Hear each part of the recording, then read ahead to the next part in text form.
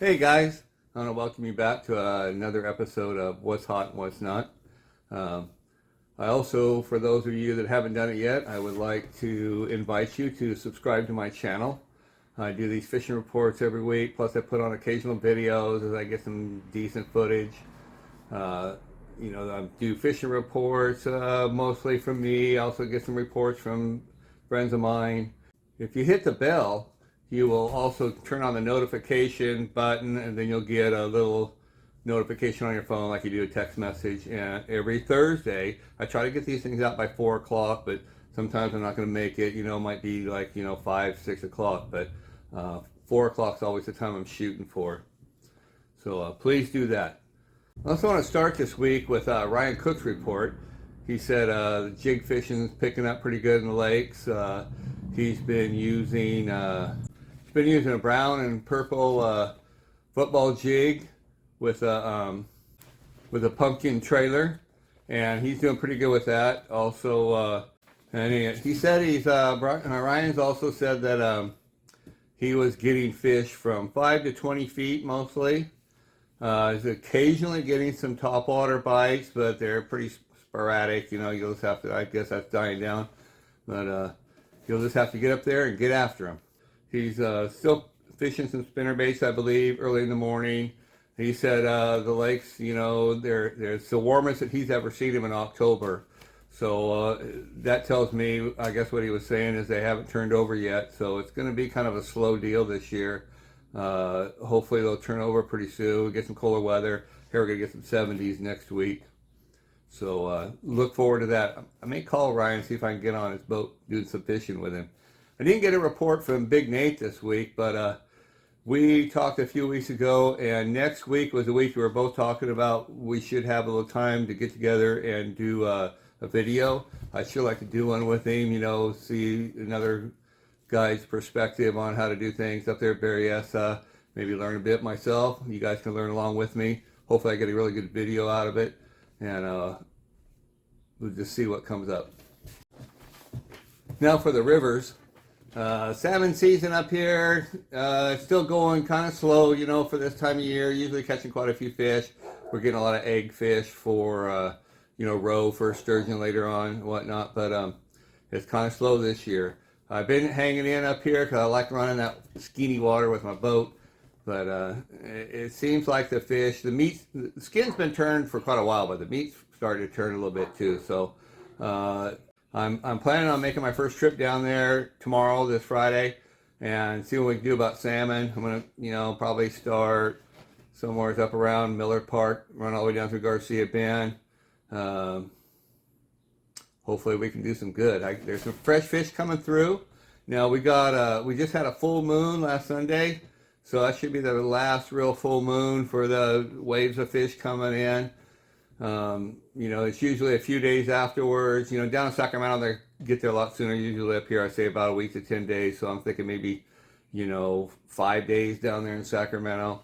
So I'm thinking by, Friday, we should be getting some fish in there. I'm really looking forward to getting some nice fresh fish down there. So, like I said, I hope I see you guys down there. Now, I also want to say something. This blade here is a new flasher that a friend of mine come out with, and Brad's is selling it. It's called a 360 Evolution Flasher. And we used them up there in Bowie Can a couple years ago when I was up there, and they were working really well. And I used them last year down there in Sacramento a little bit. Did a little video on it. So they seem to work pretty well. Now, a lot of things I like about them. You'll notice how it's got 3 holes in here. 3 adjustment holes. Now, those 3 adjustment holes have got a lot of advantages to them. Number one, if you get real slow current or you just want to go really slow, you can knock it down in the hole and the blade will turn in real slow water. Now, also, I want to try them anchored. But last year we just didn't have enough current there at Nice Landing, and I just couldn't seem to be able to use them, but hopefully this year I could use them. I really like to see if they'll work on an anchored. And with these 3 different holes, I can adjust it to the current and I think it's really going to do the trick. Now the other advantage to it, which I've never heard anybody say before, but by adjusting them to different holes with different blades, you can run, like say you got 4 rods out, you can run like 2 of them at one speed, 2 of them at another speed, you know, with different rotations. I think it's going to look different to the fish. I think it might increase the bites. But the one thing I like about it, these are self-contained blades here, or flashers, and they have their own little release thing.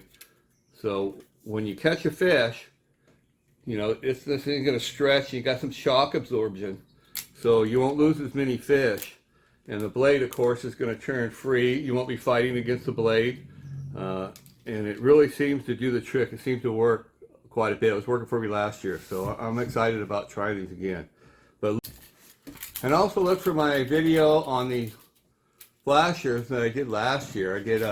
We went down there and just fished 3 random days in a row in the same week, and just to try them out. When I started off, I was trying them 2 with these and 2 with another kind of blade to see if, you know, one blade worked better than the other. And then and these were working better, of course, so I just went straight to these. So you can watch that and learn quite a bit about how to use these blades, and see some of my setups on there and whatnot. And you get to see me stick a hook in my hand. I stuck it in so deep I had to push it on through and cut it off. It was pretty deep. So anyways, I think you'll enjoy that one. Just look for the one about the Brad's 360 Evolution flashers. And last but not least, talking about changing my boat over to the prop. Be sure and look back in my videos, and you'll see I made some how-to videos. I've got one that's been doing really good is changing from a prop over to my jet, but I also got one from changing from my jet back to my prop. So there's a lot of information on here other than you know, just regular old fishing.